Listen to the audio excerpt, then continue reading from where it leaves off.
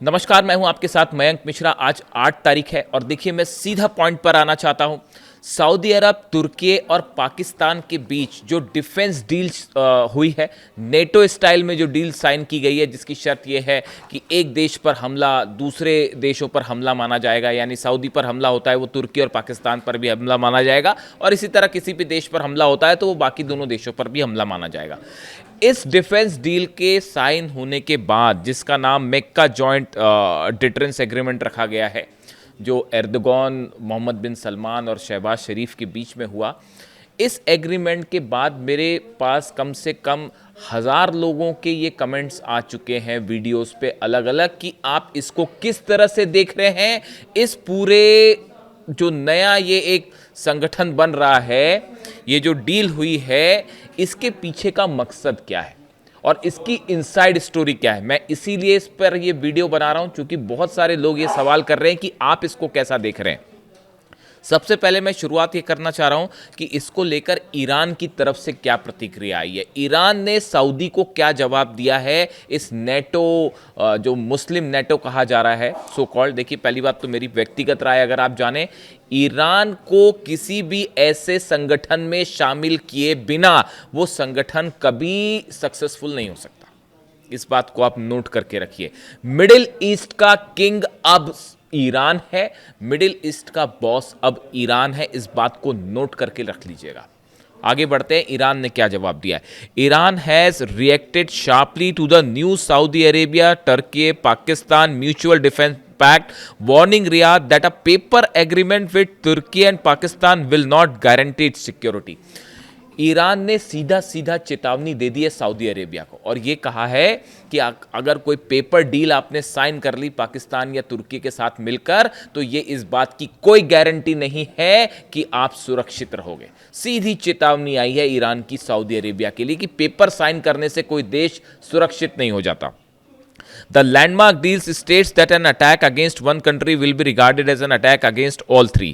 The warning comes amid escalating Iran-US tension and reports that the Tehran threatened to retaliate against Gulf countries' energy infrastructure if Iranian power plants were attacked. Iran ने एक बार फिर साफ कर दिया है कि अगर ईरान के पावर प्लांट्स पर हमले होते हैं तो पूरे अरब देशों के पावर प्लांट तबाह कर दिए जाएंगे, एक भी पावर प्लांट नहीं बनेगा। यानी ईरान ने ये जो नया पैक्ट हुआ है सऊदी, तुर्की और पाकिस्तान के बीच में, इसको लेकर ईरान ने बड़ा एग्रेसिव कमेंट दिया है और ये कहा है कि ये असल में, देखिए, इसके पीछे बड़ी साजिश है। मैं आपको समझाता हूं, लेकिन पहले ईरान का पक्ष रखना ज़रूरी है कि ईरान इसमें क्या चाह रहा है। देखिए, इसमें ईरान की तरफ से 2-3 बातें साफ कर दी गई। पहली बात, सऊदी को सीधी चेतावनी दी गई है। ये काफ़ी समय बाद हुआ है ऐसा जब ईरान ने सीधा सीधा सऊदी को वार्निंग दी है। देखिए, अब तक क्या हो रहा था कि ईरान जो है वो अरब देशों को वार्निंग दे रहा था कि अगर हमला होगा तो आपके इंफ्रास्ट्रक्चर पर हमला होगा, या जॉर्डन, बहरीन या जो है वो कुवैत पर हमले होंगे। लेकिन ये काफ़ी दिनों बाद, आप देखिए, पहला मौका है जब ईरान ने सीधा सऊदी को चैलेंज किया है, सऊदी को वार्निंग दी। जिसके बाद ये भी सवाल उठने लगे हैं कि क्या अब आगे ये जंग का रूप धीरे से अमेरिका पीछे हो जाएगा और ये सऊदी वर्सेस ईरान तो नहीं होने जा रहा। खैर, अभी इसका कुछ कह नहीं सकते इसको लेकर, लेकिन फिलहाल जो है बात की, ये ईरान का पॉइंट ऑफ व्यू था। अब आप देखिए, कुछ चीज़ें बड़ी गौर करिए। डोनाल्ड ट्रंप ने हाल ही में एर्दोगन से मुलाकात की थी तुर्की में। दोनों के बीच में काफ़ी चर्चाएं होती हैं। मोहम्मद बिन सलमान की डोनाल्ड ट्रंप से जो है वो फ़ोन पर लंबी बातें होती हैं और शहबाज शरीफ और मुनीर से तो होती है। ऐसे में क्या आपको ये लगता है कि ये जो संगठन नया बना है, मेका जॉइंट डिटरेंस एग्रीमेंट, जो सऊदी, तुर्की और पाकिस्तान के बीच में हुआ है, ये क्यों बनाया गया? इसका मकसद क्या है इसको बनाने का? क्या ये इजराइल के खिलाफ संगठन बना है? बिल्कुल नहीं बना, बिल्कुल नहीं बना। इस संगठन से इजराइल के लिए कोई समस्या नहीं है। जब तक अमेरिका बैठा है, ये कोई जो संगठन बना है इजराइल के खिलाफ नहीं बना है। देखिए, इसका ईरान को लेकर क्या रुख होगा और इसका अमेरिका को लेकर क्या रुख होगा, ये जो चीज़ें हैं, ये 2 सवाल ऐसे हैं जो बेहद अहम हैं। अगर आप मुझसे व्यक्तिगत राय पूछें तो ये संगठन जो आनन फानन में तेजी से बनाया गया और इन हालात में बनाया गया जब हूती जो है वो नजरान में हमले कर रहे हैं, हूती जो है वो ये दावा कर रहे हैं कि हमने सऊदी के अलाइंड फोर्सेस के 100 लोगों को मार दिया है, हूती ये दावा कर रहे हैं कि हमने 12 टैंकर सऊदी के जला दिए हैं, सारे पोर्ट सऊदी के बंद कर दिए गए हैं और सऊदी का एक बूंद तेल बाहर नहीं निकल पा रहा, सऊदी अपनी रक्षा करने की हालत में है नहीं। ये तो तब है जब हूती हमला कर रहा है, ईरान ने तो हमला किया ही नहीं। ईरान की मिसाइल्स जब सऊदी में गिर रही हैं तो इंटरसेप्टर्स खत्म हो चुके हैं, लगभग जो है बताया जा रहा है 70% इंटरसेप्टर्स जो है सऊदी के खत्म हो गए, अमेरिका वाली जो पेट्रियट मिसाइल्स थी।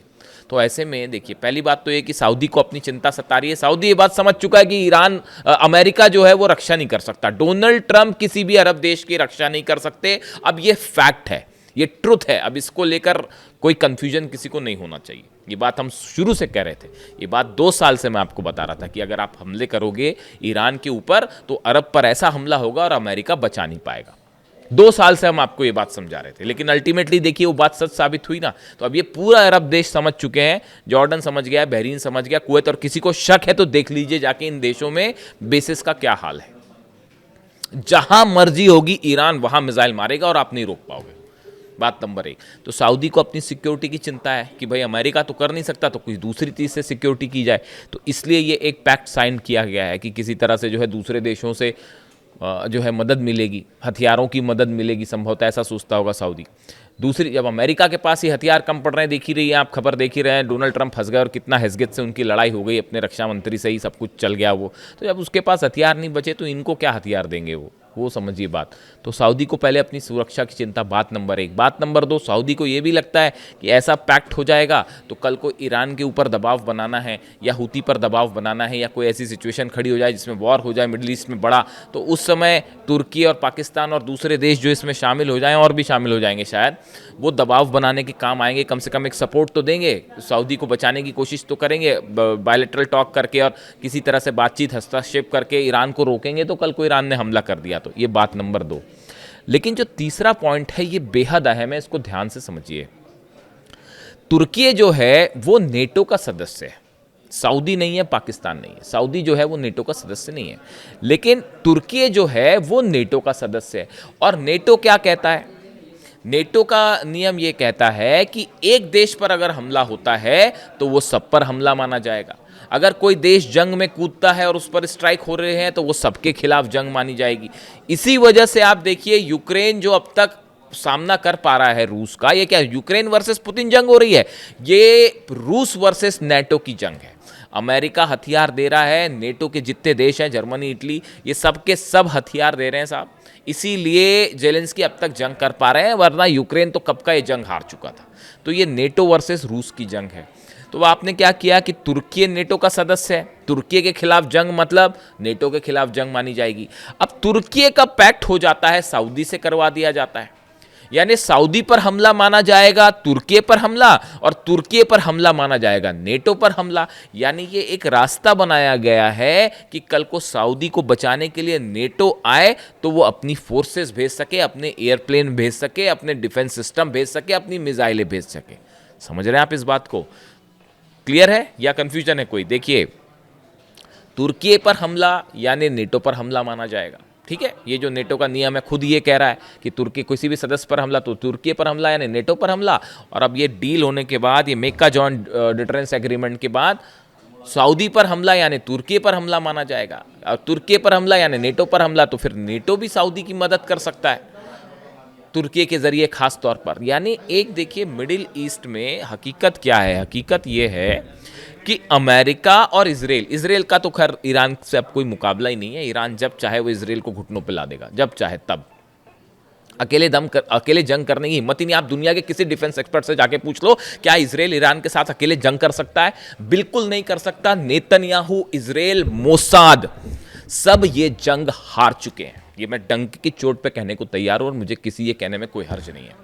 कौन सा डिफेंस एक्सपर्ट आप ले आए, क्या कर पाए इजराइल के जेट्स, बताइए। और अगर अकेले लड़ ले तो उसके बाद तो वो हाल होगा जो जॉर्डन, कुवैत और बहरीन का हुआ। इतना ठोकेगा ईरान। और अभी तो वो सब हथियारों का जिक्र ही नहीं हो रहा है जो चाइना, रशिया ने भेजे, और उनकी जो नई टेक्नोलॉजीज है उसके बारे में तो अभी बात ही नहीं है। बड़े सारे हथियार तो अभी यूज भी नहीं किए गए। खैर, तो अब जो है अमेरिका अकेले मुकाबला नहीं कर सकता ईरान का, ये बात साबित हो चुकी। शुरू में ये सोच के चल रहे थे कि बस 48 घंटे में निपटा देंगे हम ईरान को, आज 5 महीना हो गया, खत्म हो गया। आगे देखिए कैसी हार्मूज में कैसी हालात है, गिड़गिड़ा रहे हैं डील के लिए। लिटरली गिड़गिड़ाना शब्द होता है ना, देखिए मैं ज़्यादा चीखना चिल्लाना करता नहीं, तो मैं प्रेम से ही बात करता हूँ। तो ऐसा है कि वो जो गिड़गिड़ाना शब्द होता है ना, जो गिड़गिड़ाना, वो वाली हालत है अमेरिका की हॉर्मूज में। और ईरान ने कह दिया साहब देखो आपसे तो हम कोई बात ही नहीं कर रहे, हमको खोलना होगा हॉर्मूज तो खोलेंगे, नहीं खोलना होगा तो नहीं खोलेंगे। और पहली वाली सिचुएशन तो आप एक्सपेक्ट मत करो कि पहली वाली सिचुएशन में हॉर्मूज चला जाएगा, है ना। तो अब ये दुनिया, ये मिडिल ईस्ट की एक डेट थी 28 फरवरी, जिस दिन आपने अली खामेनी साहब को शहीद किया था, उसके बाद से अब मिडिल ईस्ट का इतिहास बदल गया and Iran is the boss. इस बात को गांठ बांध लीजिए आप। मिडिल ईस्ट में कोई भी मुस्लिम नेटो शब्द का इस्तेमाल हो रहा है इस शब्द के लिए, इस ऑर्गेनाइजेशन के लिए। मुस्लिम नेटो शब्द में, इस शब्द में ये शब्द तब सार्थक हो पाएगा जब ईरान की सेना इसमें शामिल होगी। मिडिल ईस्ट का कौन सा देश ईरान का मुकाबला कर सकता है, आप मेरे को बताओ। एक मेरे को मुस्लिम देश का नाम बता दो यहां पर जो ईरान का मुकाबला कर सकता है। बताओ, आप बताओ, मेरे को कमेंट करके बताओ, मैं कमेंट देता हूं आपको। कमेंट करके बताइए कौन सी देश, कल को सऊदी और ईरान की जंग हुई, 48 घंटे में क्या हाल होगा सऊदी का अंदाज लगा लीजिए आप। बताइए कोई अरब देश मुकाबला कर सकता है? अरे अमेरिका मुकाबला नहीं कर सका, मिल के वो उसने 12 देशों पे जो है ठोक रखा है ईरान ने। तो पूरा अरब और अमेरिका मिलके, इजराइल मिलके 5 महीने में क्या कर पाए आप ईरान का? तो सऊदी अकेला क्या कर लेगा साहब? इसीलिए ये पैक्ट हो रहा है। और ये एक बहुत ही बड़ा प्लॉट है। ये कुछ लोगों का कहना है कि इससे इजराइल घबराएगा। अरे डोनाल्ड ट्रंप हमला करने देगा इनको, जो एर्दोगान से हाथ मिलाते फिर रहे हैं, सलमान से लगातार बात कर रहे हैं, पाकिस्तान से लगातार बात, वो इजराइल पर हमला करने देंगे इस संगठन को? बिल्कुल नहीं। हमेशा देखिए इजराइल की आलोचना की है, जो मुस्लिम कंट्रीज़ का जो ऑर्गेनाइजेशन है उनकी तरफ से और ये मुस्लिम देशों की तरफ से हमेशा सिर्फ इजराइल की आलोचना हुई है। फिलिस्तीन में इतने हज़ारों लोग मारे गए, हज़ारों बच्चे मारे गए, उनकी सिर्फ आलोचना हुई है। वेस्ट बैंक पर लगातार ऑपरेशन जारी है इजराइल का, लेबनान पर लगातार हमले जारी हैं, सीरिया पर ऑपरेशन जारी है, गजा में क्या हो रहा है आप देख ही रहे हो। हीनियस क्राइम है, वॉर क्राइम्स हो रहे हैं गजा में। मुस्लिम देशों की तरफ से सिर्फ आलोचना हो रही है। हिम्मत करने वाला सिर्फ एक देश रहा जो मिसाइल मार रहा है, वो ईरान मार रहा है। भूलना मत इस बात को। अली खामेनी साहब ने हमेशा कहा जब ज़रूरत पड़ेगी हम युद्ध के लिए भी तैयार हो जाएंगे। लेबनान के लिए भी वो जंग के लिए तैयार हो गए, गजा के लिए भी जंग के लिए तैयार हो गए। इसीलिए खामेनी साहब थे। अब ये जब मैं मीटिंग्स देखता हूँ ना ऐसी, मतलब टू बी वेरी फ्रैंक भाई, देखो मेरे को जो लगता है मैं अपनी राय बता रहा हूँ, आपको ठीक लगता हो तो स्वीकार करिए, वरना आपकी आलोचना का भी स्वागत है। चूंकि ये पब्लिक प्लेटफॉर्म है इसलिए मैं आपकी आलोचना का भी स्वागत करता हूँ। देखिए मैं बिल्कुल ऐसा नहीं चाहूँगा कि कोई मेरी आलोचना करे तो मैं उसको स्वीकार नहीं करूँ, बल्कि हमको दूसरों के विचारों को हमेशा स्वीकार करना चाहिए। अच्छे शब्दों में, साफ सुथरे शब्दों में अगर कोई आलोचना कर रहा है तो उसका बिल्कुल स्वागत है साहब। ये डेमोक्रेसी यही है, ओपन जो विचारधारा है वो यही कहती है कि आप मेरी आलोचना करेंगे मैं बिल्कुल स्वीकार करूँगा। जब ऐसे डील्स में होते देखता हूँ ना, तमाम जो नेता इस पूरी जंग में इन्वॉल्व हैं, चाहे अरब देशों के हो, चाहे अमेरिका हो, इजराइल हो, इन सबको देखने के बाद देखिए ऐसा लगता है कोई भी कदम होता है उसमें किसी तरह की साजिश नज़र आने लगती है। सामने कुछ और हो रहा है, पर्दे के पीछे कुछ और हो रहा है। डिफेंस डील हो रही है तो किसके मन में क्या प्लान है, ट्रम्प की क्या साजिश है, इजराइल की क्या साजिश है। आप देखिए एक शख्स थे सिर्फ अली खामेनी साहब, जिनकी मंशा पर कभी कोई शक नहीं करता था, दुश्मनों को भी शक नहीं था। उन्होंने कह दिया कि साहब मैं जो सामने वो पीछे मैं बात नहीं करूंगा मतलब नहीं करूंगा, मैं डील नहीं करूंगा मतलब नहीं करूंगा। उन्होंने कहा था अमेरिका से बात करने का कोई मतलब नहीं है। आज देखो आज क्या हालात है, इतनी जंग हो चुकी, इतनी जंग हो गई इतने दिनों बाद, 5 महीने की जंग देखिए। इतनी जंग के बाद क्या वो बात सही साबित हो रही है? नहीं हो रही है कि डील का कोई अंदाजा, बातचीत का कोई नतीजा निकल रहा है? नहीं निकल रहा। तमाशा बना रखा है कि बस अब जंग हो रही है, नहीं अब बात अच्छी हो रही है, नहीं आप सीज फायर कर लेते तो ऐसा कर लेते। बात सच साबित हुई ना अली खामेनी साहब की, ये विजन था उनका, इसीलिए he was the supreme leader and that's why I like Ali Khamenei साहब। इसीलिए मैं उनकी तारीफ करता हूँ, उन्हें पसंद करता हूँ कि उनका विजन देखिए कितनी क्लैरिटी के साथ है। उनको पता था कौन दुश्मन है, कौन दोस्त है, कौन क्या। इसीलिए उन्होंने कहा था सऊदी को लेकर, वो हमेशा ये चाहते थे कि शिया और सुन्नी के बीच में ये जो एक तनाव वाली स्थिति है ये हमेशा दूर हो जाए, और हर अरब देश को ये समझना चाहिए कि असली दुश्मन कौन है। ये बात वो हमेशा समझाते रहे।